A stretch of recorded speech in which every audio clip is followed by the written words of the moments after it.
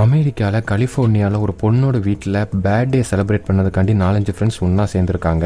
அவங்க எல்லாரும் போதையில் இருந்தாங்க. ஸோ ஏதாவது விளையாடலாமேன்னு சொல்லி ஓஜா போர்ட் ட்ரை பண்ணியிருக்காங்க. அந்த பொண்ணோட தங்கச்சி உயிரோடு இல்லை. ஸோ அவளை கூப்பிடலாமேன்னு சொல்லி ட்ரை பண்ணியிருக்காங்க ஓஜா போர்டை வச்சு. ஆனால் அவங்களுக்கு ஒன்றுமே தெரியலை. மறுநாள் அந்த பொண்ணு மட்டும் வீட்டில் தனியாக இருந்திருக்கு. யாரோ அந்த பொண்ணோட ரூமுக்கு வந்துட்டு அடிக்கடி போகிற மாதிரி அந்த பொண்ணு ஃபீல் பண்ணியிருக்கா. கதவை திறந்துட்டு யாரோ உள்ளே வர மாதிரி இருக்குது அப்படிங்கிற மாதிரி அவள் ஃப்ரெண்ட்ஸ்கிட்ட அடிக்கடி சொல்லியிருக்கா. ஒரு உருவம் கண்ணுக்கு தெரியுதுன்னு அடிக்கடி சொல்லியிருக்கா. சம்டைம்ஸ் யாரோ அவளை பிடிச்சி அமுக்கிற மாதிரி இருக்குன்னு சொல்லியிருக்கா.